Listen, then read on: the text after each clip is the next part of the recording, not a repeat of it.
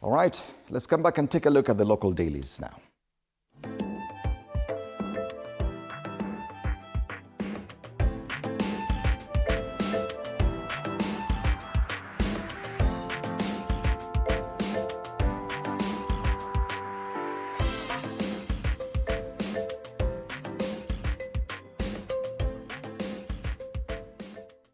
Matters health back on the front pages today. This is a Daily Nation. SHA, more pay, less benefits. Authority says a review of medical benefits is due next year. Cancer patients, meanwhile, are suffering pain of inadequate cover. And yesterday they took to the streets to complain about this. 1 year after the launch of the Social Health Authority, which is funded by hefty statutory deductions on workers' incomes. If you're not feeling the pain, me, I feel the pain. Ukiangalia ile pesa inakatwa hiyo unasema, wow, this amount, if I took it to a private insurance company, I would get a much better cover. Yeah.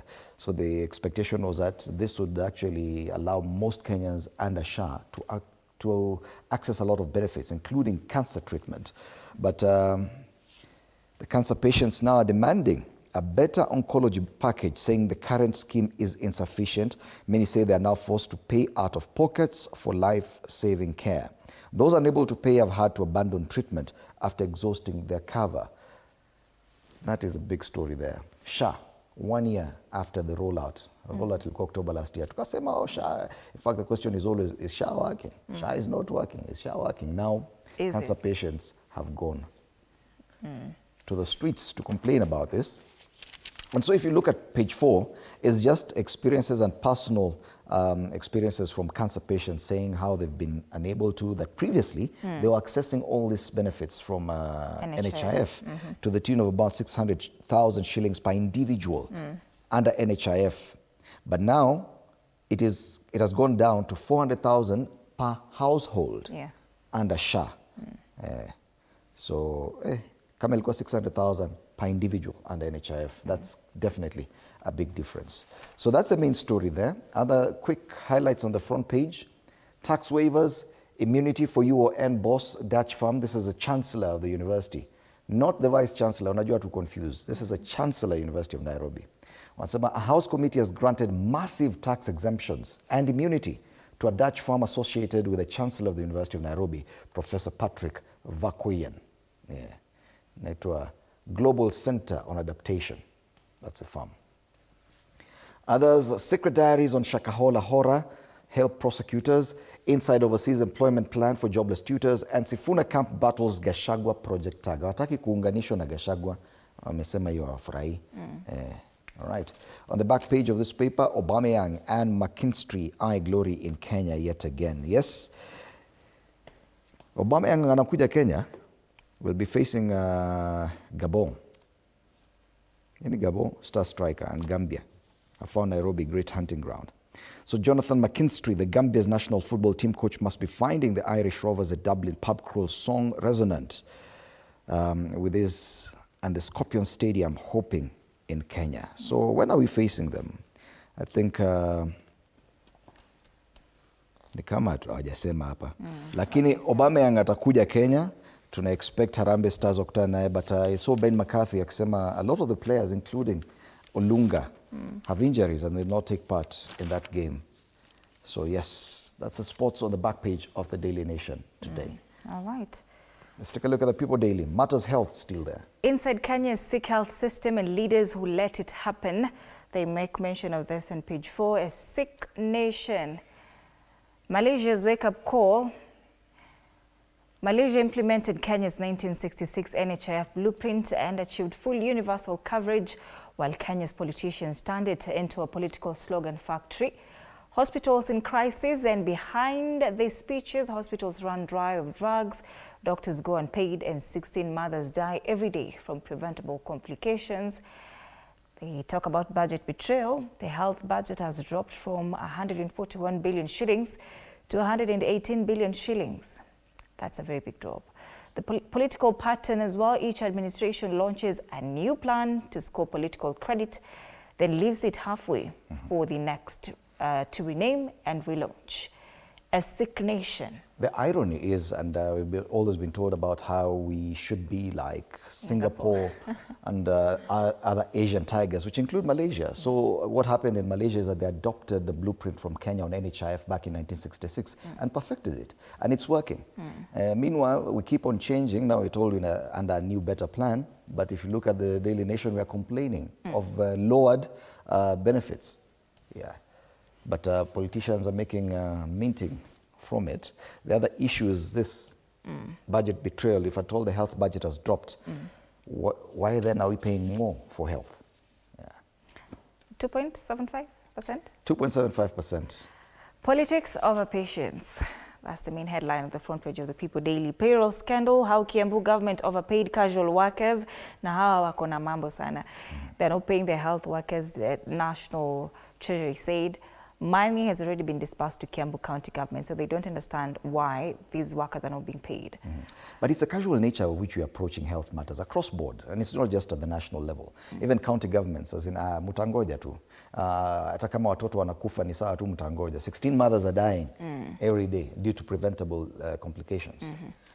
16 mothers, 131 kids have died in Kiambu County. It's very sad. Page 5, it talks about Ruto promised to end deep state, but now has his own. People Daily. All right, people on politics, legal lens. Let's move on now to Taifa Leo. Maswala yale ya afya ndio kwenye ukurasa wa mbele wa gazeti hili. Anasema nangojea tu kifo. Ni baada ya sindano 8 niliambiwa bima yangu imeisha na sasa sina pesa za kulipa. Ni kauli tu ya mgonjwa wa saratani ambao aliungana na wengine jana walipoandamana jijini Nairobi.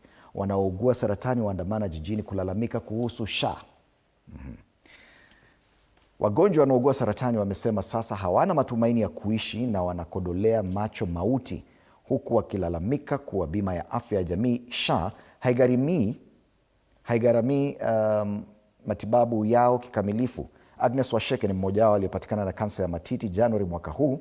Amefanyiwa tiba kemia mara 6 na pia anapaswa kudungwa sindano 18. Alisimulia kuwa baada ya kulipia ada ya shilingi 6,700 ya SHA, bima hiyo iligharamia nusu ya matibabu yake. Amekosa matumaini kwa vile hana mahali pengine pa kupata pesa za kuendelea na matibabu yake. Anasema nangojea tu kifo sasa. Habari kamili kwenye ukurasa wa pili. It was supposed to be better, lakini sasa watu wanasema tu sawa, nimengoja sanife sasa. Kenya moja, Rigathi sumu kwa upinzani. Sasa wameanza kuwataka Rigathi. Gachagua mnamo Jumapili alidai kuwa viongozi wa Kenya moja ni fuko na miradi ya Ruto. Chanjo, serikali yapiga bautani wafugaji kulipia chanjo ya mifugo wao baada ya serikali kuzindua upya mpango wa kitaifa wa chanjo. Nakumbuka ile ilikuwa vaccination ya ng'ombe. Sasa wanaambiwa tutakuja tu vaccinate na ni wewe unalipia. Si ng'ombe ni yako. Lakini waliambiwa we're not forcing you if you want. Ngoja itabidi mulipiwe changa pesa. Na Bobi Wine atuliza hofu ya Museveni. Kinara wa upinzani Uganda asema Rais Museveni atalindwa iwapo atasalimisha madaraka kwa amani. Pale juu rekodi za fichua matukio ya kutisha Shakahola. Mwanamume aliyetoweka Shakahola Moses Kahindi aliacha vitabu alikonakili kumbukumbu za matukio msituni humo na sasa vinatumiwa kama ushahidi kotini. Gazeti la Taifa Leo. All right. Tukisonga mbele, the Standard, not our heroes. Mashujaa. Kenya's national honors, once a badge of integrity and service, are now mired in controversy. A new shortlist of 60 nominees for state awards has triggered outrage after it emerged. There are several contenders, among them MPs and senators, once accused of corruption, hate speech, fraud, and even murder, are being considered for top decorations. Critics warn that the system meant to celebrate patriotism and heroism risks being reduced to a reward scheme for the politically connected. Yes. This is Didmas Baraza, Kimilili Member of Parliament, Tiati MP William Kamket, Fred Kapondi, Mount Algon MP, and John Waluke, Sirisia. The issue here, and I know people will argue that some of them may have gone to court and been cleared of their charges, but there's perception also. Are these the people we talk about and say these are our heroes? Yeah. Are they the best? Are they cream? Are they the cream of the crop? Cream de la cream. Hawa ndio wale tunasema this is the best we have, these are the ones. Hawa ndio mashujaa. Sawa, hata kama wamekuwa cleared na kotini, lakini je, swali ni, are these our heroes? Yes. And I'm not pointing at anyone in particular, but they say that senators, some of them have been accused of corruption, hate speech, na tunawajua, hata tusiposema jina, fraud, and even murder. Yeah. Yes. Wakenya si ati wamefunga macho. They see all this, but those are our heroes. Wanapewa CBS chief, burning spear. Hata si chief, inaitwa nini? Something of the burning spear. Lakini nominations. They So should. kama utaki, Watapita tu The story is on page 4. It's a very interesting story, and the list of those to be honored is populated by lawmakers, some who have had run-ins with the law. The scheme is supposed to recognize persons who exhibit exemplary qualities, actions of heroism, sacrifice, and bravery.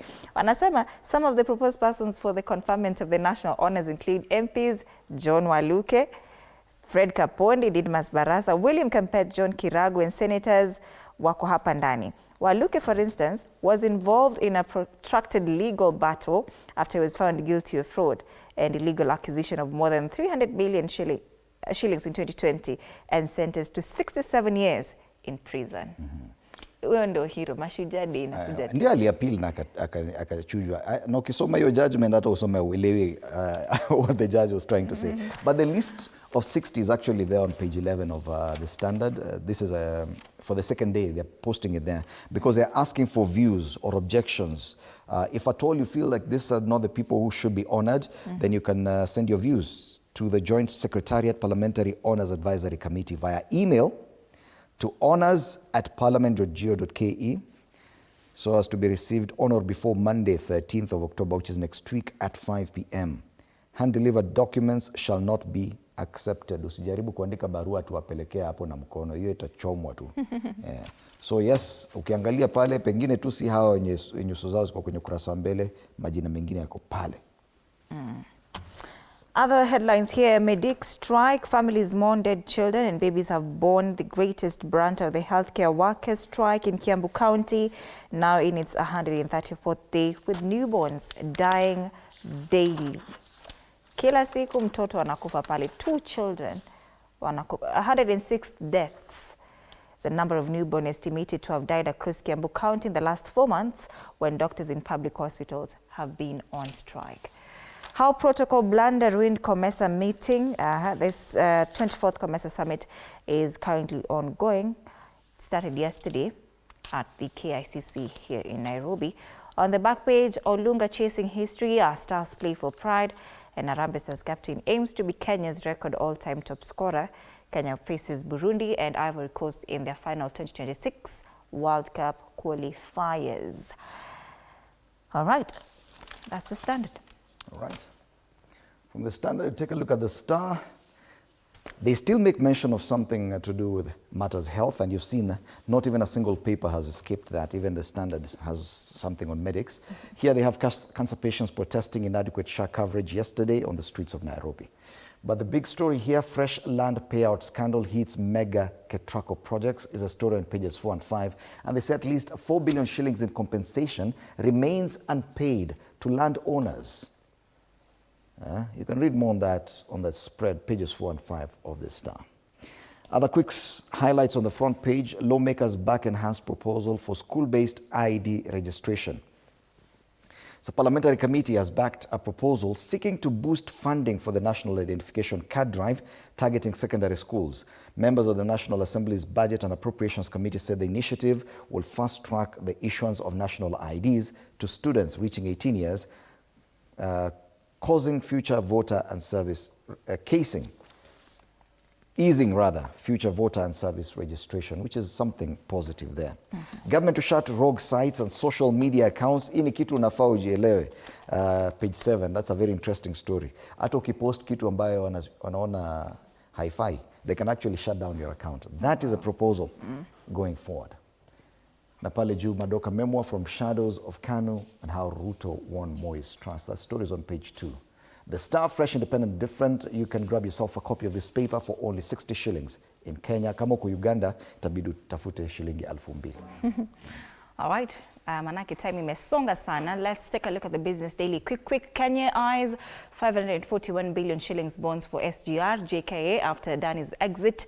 And the Treasury is eyeing that much bonds for expansion of SGR and, of course, JKA. Less than a year after it concealed a deal with India's Adani Group, a Treasury brief seen by this newspaper shows that it plans to raise around 387 billion shillings for the extension of the SGR line from Naivasha to Malaba and about 144 billion shillings for the expansion of the main airport through a securitized bond. This story is on page 2. You can take a look at that. KCB Group fires 34 workers in fraud and negligence crackdown is another story there.